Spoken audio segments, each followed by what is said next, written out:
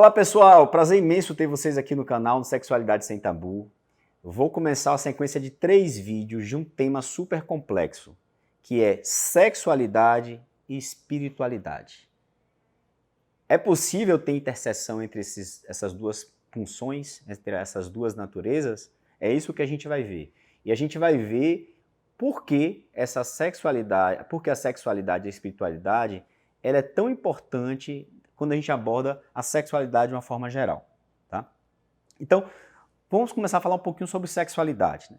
A sexualidade é um instinto que vem da natureza humana e, se a gente for ver, é um instinto da própria natureza. A gente vê isso, essa questão da reprodução nas plantas, nos animais. Então, é um instinto que vem, que se criou na Terra a partir de toda a natureza. É como se fosse uma força vital, alguma coisa que impulsionasse a reprodução, tanto dos animais, das plantas, como dos seres humanos.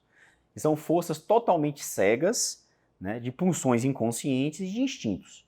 Então, essa pulsão é uma pulsão da natureza humana. Freud entendia essa energia, essa vontade apenas como sexualidade, né, uma pulsão sexual. E Jung já vê essa pulsão de uma forma muito mais ampla, como energia sexual. E se a gente for ver os filósofos, né, a gente for dar uma olhadinha, por exemplo, Schopenhauer, ele fala muito do mundo da vontade, do mundo do querer, que é esse mundo instintivo e racional que existe dentro de nós. E que, de certa forma, a sexualidade está ligada e conectada. Nietzsche também fala da vontade de potência ou de vida, simplesmente vida, né, como essa potência e essa pulsão inconsciente, né, que pode ser manifesta através da sexualidade. Então a sexualidade tem a ver com essa pulsão que é humana, que é da natureza animal, que é das plantas, né? E o que é espiritualidade? A espiritualidade aí já é diferente. A espiritualidade ela é uma concepção muito mais humana. É uma concepção de sentido, né? Então, qual seria o sentido da minha existência? Qual seria o sentido da minha vida? Qual seria o sentido da humanidade de uma forma geral? Então, quem vai dar a resposta e vai tentar dar a resposta a essa natureza é a espiritualidade, que pode ser dada através da religião, pode ser dada através de uma filosofia de vida, ou pode ser substituída por outras questões. Se a gente lê Jung, a gente vai ver que não existe o ateu psicamente falando.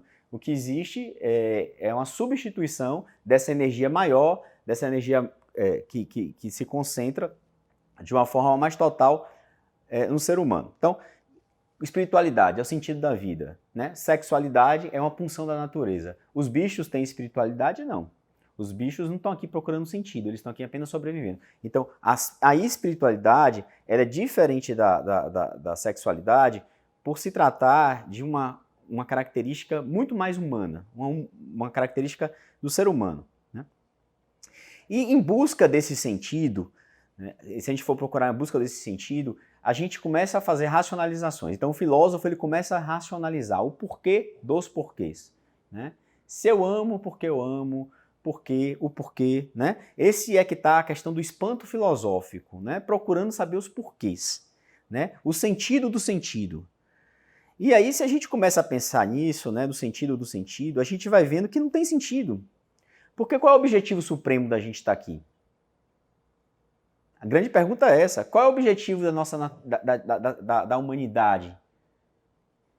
Então, Schopenhauer, ele coloca assim, o universo das representações, que é das ideias, né, que é a construção social, as narrativas humanas, faz sentido. Então, a gente faz sentido, né? A gente faz uma construção, seja ela religiosa, filosófica, que dá algum sentido à humanidade. Mas, se a gente for procurar essa questão, né, do sentido, do porquê, do objetivo supremo, aí complica, fica mais difícil. Então, a espiritualidade é entrar em contato justamente com essa natureza. O porquê dos porquês, né?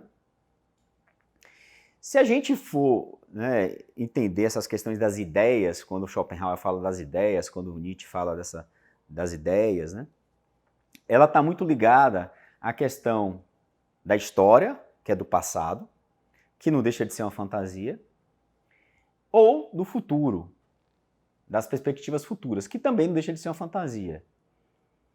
E se a gente olhar, tirar o mundo das ideias, o que sobra é o real. O real é o mundo objetivo. E o mundo objetivo é o presente, é o aqui e agora. Então, viver seria estar no presente.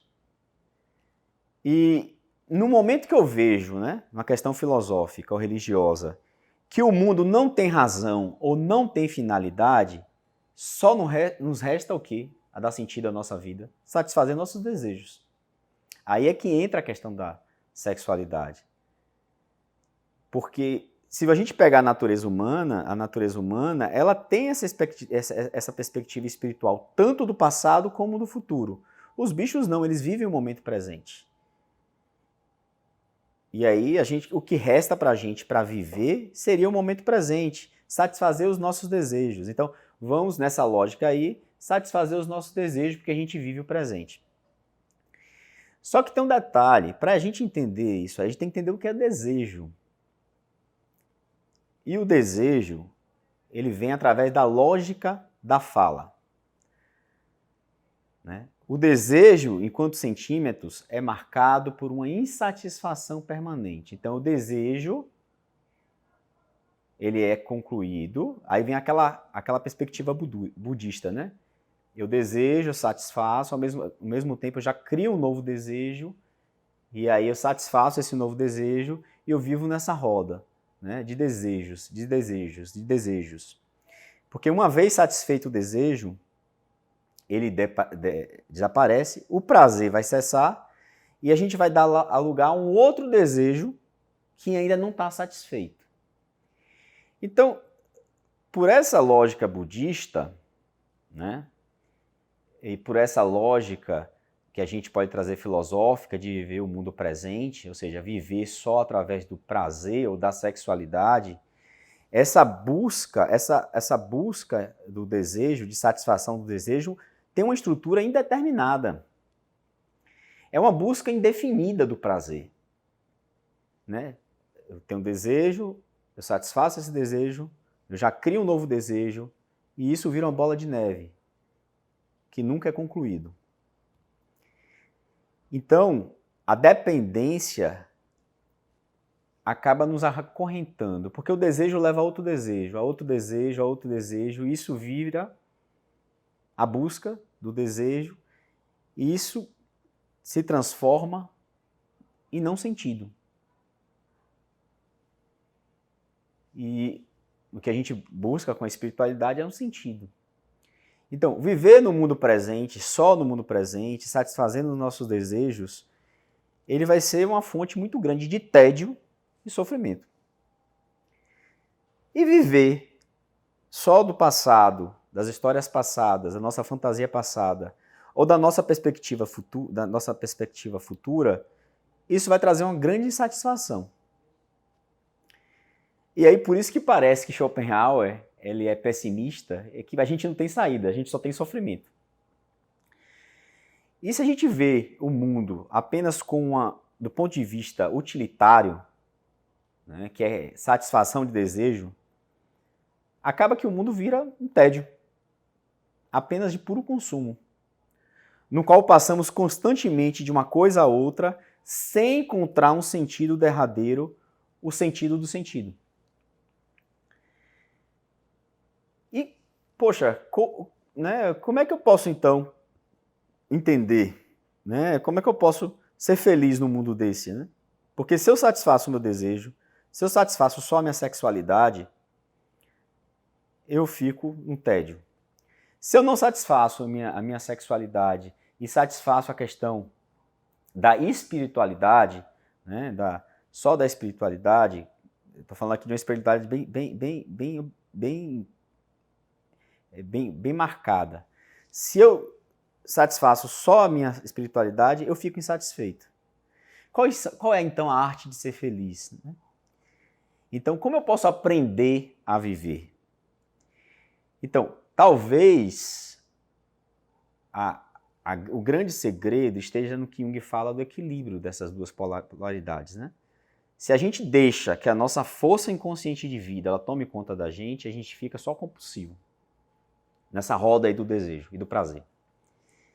Se a gente vive uma espiritualidade que nega o real, a gente só vai viver nessa fantasia, nesse mundo idealizado, sem nenhuma satisfação ou prazer. E aí vem essa questão da reconciliação dos opostos, e o que Nietzsche chama de sabedoria de reconciliação,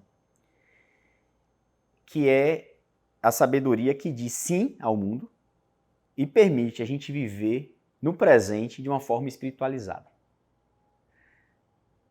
Bom, é um assunto complexo a questão da sexualidade e da espiritualidade, mas eu precisei falar sobre isso porque não dá para a gente desconectar a sexualidade da espiritualidade. E os próximos vídeos a gente vai ver por quê. Abraço forte.